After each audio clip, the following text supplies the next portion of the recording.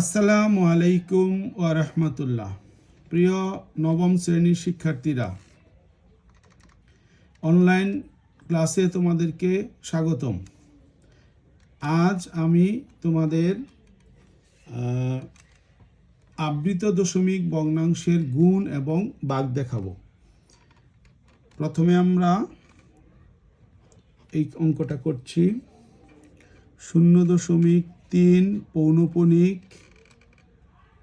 গুণন 0.6 পৌনঃপুনিক। ভালো করে লক্ষ্য করো, আমি পৌনঃপুনিক মানে আবৃত দশমিক ভগ্নাংশকে কিভাবে সাধারণ ভগ্নাংশে রূপান্তর করি।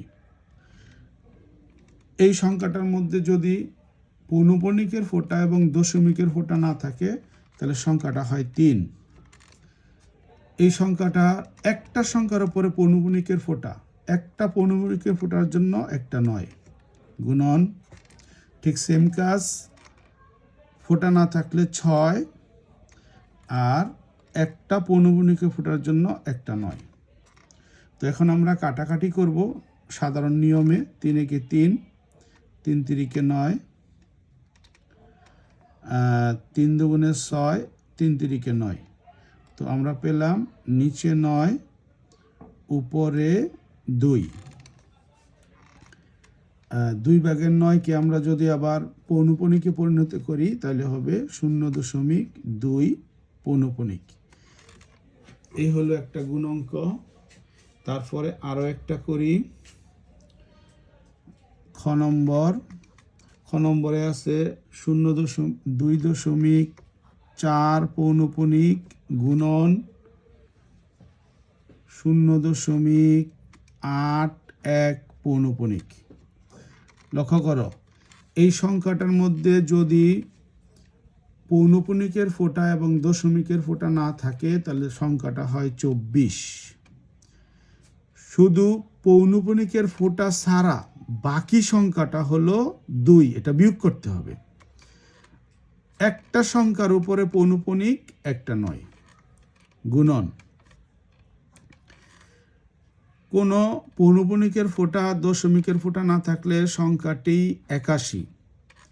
2টা পৌনঃপুনিকের ফোঁটা 2টা 9 বিয়োগ করলে হইতেছে 22 নিচে 9 গুণন 81 নিচে 99। 9 দিয়া 81 রে কাটলে 9, 9 দিয়া 99 রে কাটলে 11, 11 দিয়া 22 রে কাটলে 2। তাহলে এইখানে গুণফলটা হচ্ছে 2।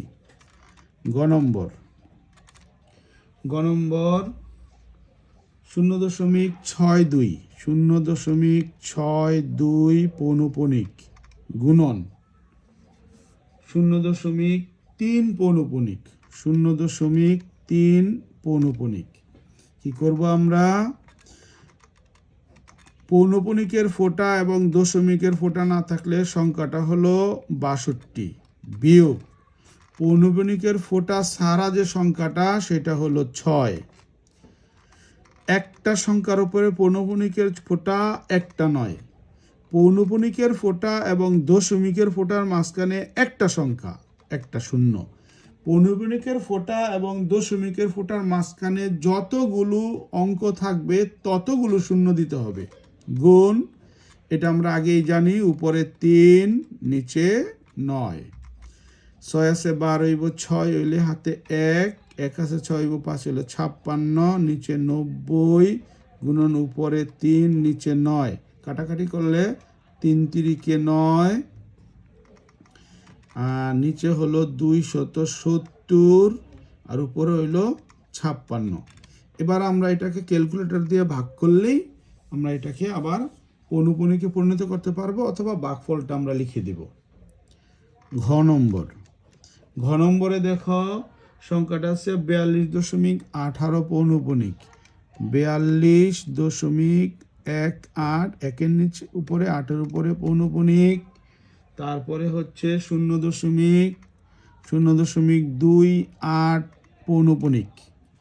ভালো করে খেয়াল করবা, প্রথমে কোনো ফোঁটা মানে দশমিক ফোঁটা পৌনঃপুনিক ফোঁটা না থাকলে সংখ্যাটা হলো 4218 বিয়োগ শুধু পৌনপুনিকের ফোঁটা ছাড়া সংখ্যাটা হলো 42।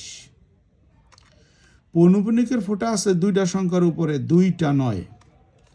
পৌনপুনিকের ফোঁটা আর দশমিকের ফোঁটার মাঝখানে কোনো সংখ্যা নাই, কোনো শূন্যও বসবে না। গুণ, কোনো ফোঁটা না থাকলে সংখ্যাটা 28। পৌনপুনিকের ফোঁটা ছাড়া সংখ্যাটা 2। একটা সংখ্যার উপর পৌনপুনিক, একটা নয়। পৌনপুনিকের ফোঁটা দশমিকের ফোঁটার মাঝখানে একটা সংখ্যা, একটা শূন্য।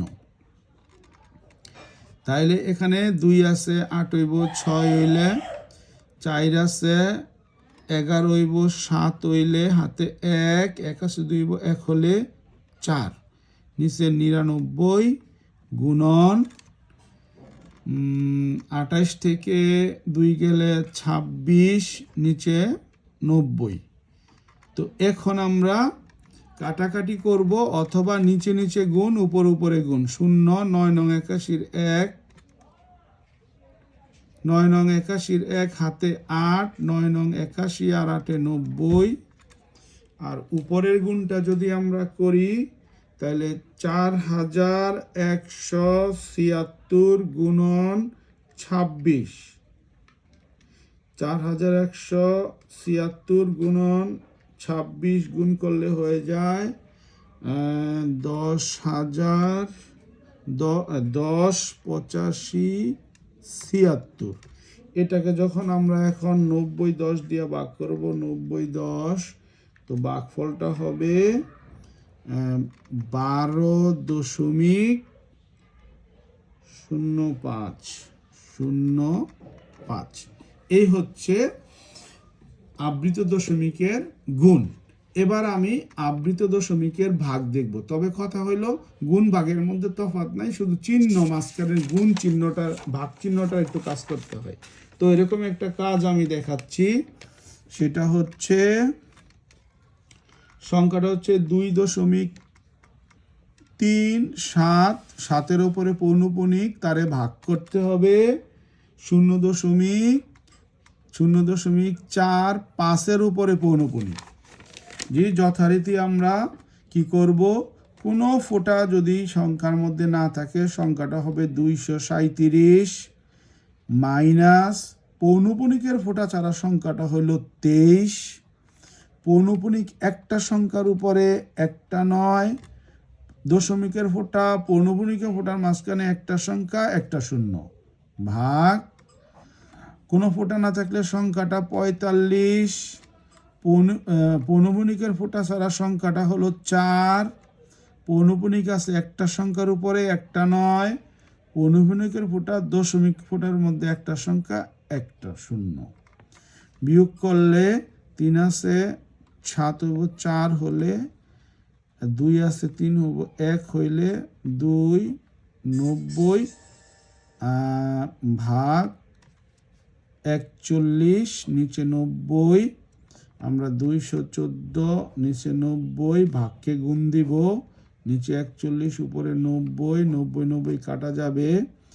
214কে 41 দ্বারা ভাগ করলে কত হয়? 214 ভাগ 41 হলো 5.212195 21951 এভাবে চলবে। তার মানে 5.2 এর উপরে পৌনপুনিক, 195 এটার উপরে পৌনপুনিক। এই সংখ্যাটা বারে বারে আসতে থাকবে, এই জন্য এটা উপরে পৌনপুনিক দেবে। এটাই হচ্ছে আবৃত দশমিক ভগ্নাংশের ভাগ। তো গুণ আর ভাগের মধ্যে তফাৎ শুধু গুণ চিহ্ন জায়গায় ভাগ চিহ্ন, আর ভাগটাকে গুণ দিয়ে দ্বিতীয় ভগ্নাংশটাকে উল্টিয়ে দিয়ে কাটাকাটি করলে আমরা এই সমস্যার সমাধান করতে পারি। তো শিক্ষার্থীরা, তোমরা এই ক্লাসটা দেখেছো, এই জন্য তোমাদেরকে অসংখ্য ধন্যবাদ। পরবর্তী ক্লাস দেখার আমন্ত্রণ রইল। আল্লাহ হাফেজ।